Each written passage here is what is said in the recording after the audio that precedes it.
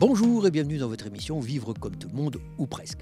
Il y a un handicap invisible dont on entend souvent parler, c'est le 10, mais savez-vous réellement ce qu'est le 10? C'est ce que nous allons nous efforcer de vous expliquer aujourd'hui et nous allons à la rencontre de l'association 10N. Alors, expliquez-nous un petit peu pourquoi avoir créé une association ici dans le département de l'Aisne. Alors cette association a été créée en 2019 par monsieur Sébastien Diez, dont j'ai pris le relais effectivement en 2020. Pourquoi on a créé cette association? Parce qu'il y avait un réel manque sur le bassin saint-quentinois, mais en plus aussi sur l'Aisne effectivement, d'où le nom de l'association 10N, parce qu'il y a un réel manque sur toute la problématique des enfants et aussi des adultes qui sont atteints de troubles dyslexiques.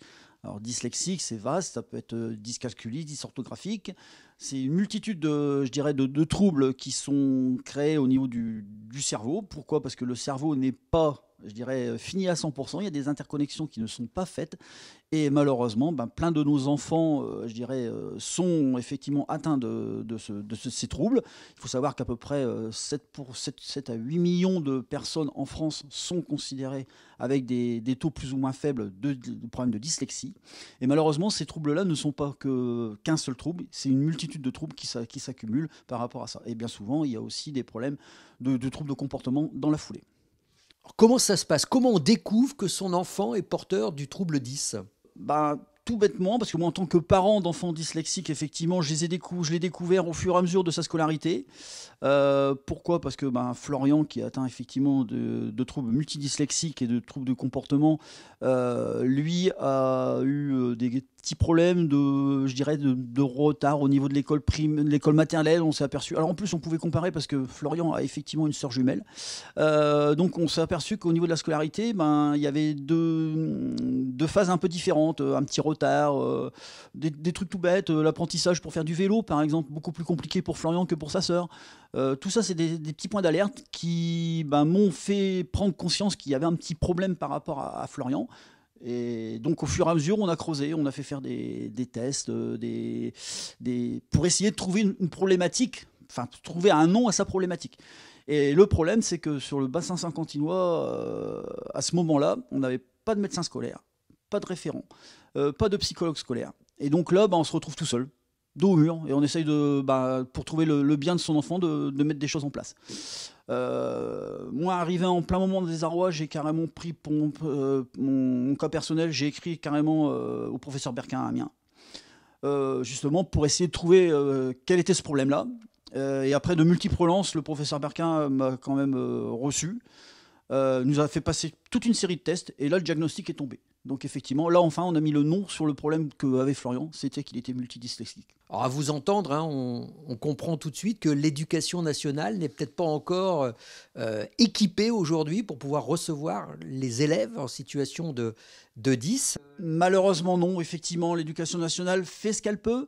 De plus en plus, nous, en tant que effectivement notre association intervient à la demande de certains collèges, certains lycées, pour effectivement faire des informations de l'écrit pédagogique, parce que eux, ils ont un minimum d'informations, mais ils sont en plein désarroi, ils ne savent pas quel outil utiliser pour mettre en place pour aider les enfants dans leur parcours scolaire. Donc effectivement, nous, on est là en complément pour leur donner des informations, leur donner effectivement ce qu'ils peuvent mettre en place, ce qui fonctionne pas aussi par rapport à ça, ne serait-ce que augmenter une police de caractère quand on fait des photocopies, changer le format, au lieu de donner un A3, de donner un A4, de donner un A3, c'est du basique, avec des interlignes un peu plus grands pour que le dyslexique justement puisse trouver les informations plus facilement. Je dirais c'est des petits détails qui vont bien arranger la scolarité de nos enfants dyslexiques, quoi. Voilà, alors justement, puisqu'on parle de coordination et d'animation, c'est votre animatrice, Laurence, qui va nous parler un petit peu justement de sa mission. Il y a quelques années, nous avons souhaité créer un poste sur l'association. Précédemment, j'étais la secrétaire de l'association. Et afin de donner l'essor qu'il fallait à cette association et faire changer les mentalités sur les troubles 10. Donc, aussi bien au niveau des familles, parce que être parent de troubles 10 avec des enfants porteurs de troubles 10, c'est pas simple. Déjà, quand on nous annonce le diagnostic concrètement, qu'est-ce que ça veut dire d'avoir un enfant dyslexique, dysorthographique, dysphasique, dyscalculique? Enfin, si vous voulez, je peux vous les citer tous. C'est pas simple au quotidien. Je suis aussi maman d'enfants multi-10. Et prendre l'enfant en charge, c'est pas simple. Donc c'est déjà notre première mission, accueillir les parents pour leur faire comprendre, qu'ils ne sont plus seuls. C'est le maître mot de l'association, vous n'êtes plus seuls.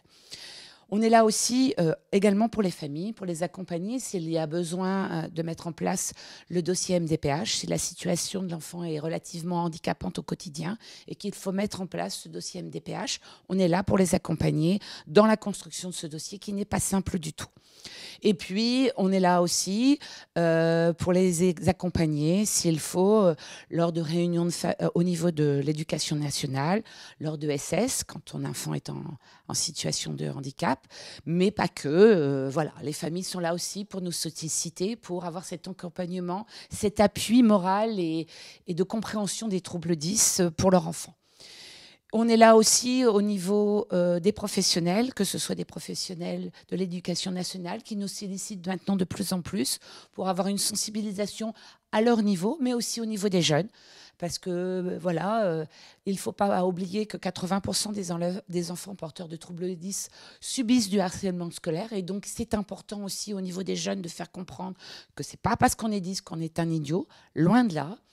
Et puis, depuis quelques années, puisque nos enfants grandissent, Monsieur Darrico vous a dit qu'il a un enfant adulte. Moi, ma fille vient d'avoir 21 ans. Et donc, on s'est dit, mais qu'est-ce qu'on va faire de nos enfants qui sont 10 ? Puisque être 10, c'est naître, vivre et mourir avec un trouble 10. Et l'insertion professionnelle n'est pas toujours simple. Donc, on a voulu aussi, au niveau professionnel, changer, faire comprendre ce que sont les troubles 10 quand les personnes font une réinsertion professionnelle et se reforment. Les problématiques sont exactement les mêmes que pour les enfants qui sont en scolarité. Et donc, les problématiques pédagogiques sont exactement les mêmes. Et donc, c'est ça aussi qu'on veut faire changer. On aimerait bien aussi faire changer les mentalités au niveau des employeurs, mais on s'y emploie tous les ans au travers de forums. Tous les ans, l'association met en place une journée des 10. Cette année, elle sera le 11 octobre. Pour l'instant, je ne peux pas vous donner le lieu parce qu'il n'a pas encore été défini. Mais on fait ça en collaboration avec d'autres associations pour pouvoir apporter les informations, les réponses, aussi bien aux parents, mais aussi aux professionnels qui ont besoin de ces informations. Alors l'image du 10 est souvent associée au handicap, mais il est largement temps maintenant de rétablir la vérité sur ce qu'est réellement le 10. Alors, être un 10, c'est vrai, c'est être porteur à handicap, puisque ça fait partie du handicap cognitif. Mais ce n'est pas, je trouve ça beaucoup trop réducteur de mettre les personnes porteurs de troubles 10 comme des simples handicapés. Il ne faut pas oublier qu'il y a beaucoup plus de haut potentiel chez les 10 que chez les non 10. Donc, les troubles 10 ne font pas partie des personnes ayant moins d'intelligence, loin de là. Être 10, c'est certes apprendre différemment, c'est certes avoir besoin d'adaptation pour apprendre, pas comme les autres, mais pour apprendre. Mais c'est aussi bénéficier, parce que leur construction cérébrale est différente, d'atouts complètement différents. Ce sont des personnes qui ont une grande créativité pour la grande majorité, qui ont une capacité d'analyser une situation de façon différente, parce que je dirais que les petits hiatus dans une situation seront vus par un 10, ne seront pas forcément vus par une personne neuroatypique. C'est aussi des personnes qui ont souvent une grande empathie, parce que il a fallu aussi, c'est pas simple, et puis une grande créativité, et puis un bon leadership souvent, puisque regardez les grands de ce monde. Je vais citer par exemple Richard Branson, qui est le créateur de Virgin, qui n'a jamais fait d'études, mais qui fait partie des milliardaires aux États-Unis et qui est 10.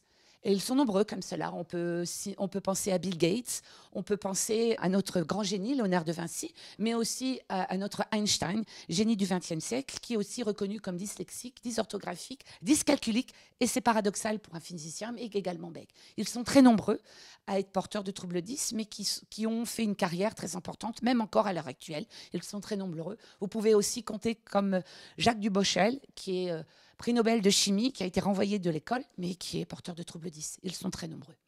Madame Guernu est maman de Jules et nous fait part de son témoignage. Alors vous êtes la maman de Jules qui est porteur de troubles 10. Comment on réagit quand le diagnostic tombe et qu'on apprend que son enfant en fait est 10 ? Alors quand j'apprends que mon fils est multi 10, eh bien en fait je suis comme tous les parents, je suis mal informée, j'entends tout et n'importe quoi. Donc j'avais vraiment besoin de questions, j'avais vraiment beaucoup de questions et j'avais pas de réponse. Donc je me suis tournée vers l'association Dicen et là je suis tombée sur des personnes bienveillantes qui ont su mettre des mots sur des mots. Et à ce moment-là, que c'était pas grave, qu'il y avait des aménagements qui pouvaient être mis en place. Et nous avons mis ensemble donc ces aménagements, ils m'ont aidé. Et aujourd'hui, tout se passe pour le mieux, tout au moins à l'école. On a vraiment le sentiment d'un enfant très intelligent parce que il va faire attention aux moindres détails, il est très curieux. Si quelque chose le gêne, il va se renseigner, il va faire des recherches. Enfin, je parle pour mon fils. Quand un sujet l'intéresse, il va aller jusqu'au bout et jusque-là, et il va vraiment être très curieux par rapport à ça. Voilà, cette émission est presque terminée. Merci à vous d'avoir témoigné, Monsieur le Président, Mme Guernu, et puis vous, Laurence. Alors, en tant qu'animatrice dynamique, vous avez des rendez-vous hebdomadaires que vous donnez à vos adhérents, c'est ça ? Oui, enfin pour ceux qui le souhaitent, une fois par mois, nous mettons en place, en collaboration avec l'association Précédite 02, des ateliers dans cette salle ou avec des intervenants différents pour pouvoir permettre aux parents d'accompagner leurs enfants au quotidien. Voilà, cette émission est à présent terminée. J'espère que vous en avez maintenant un petit peu plus sur le trouble 10. On se retrouve la semaine prochaine sur WeHo.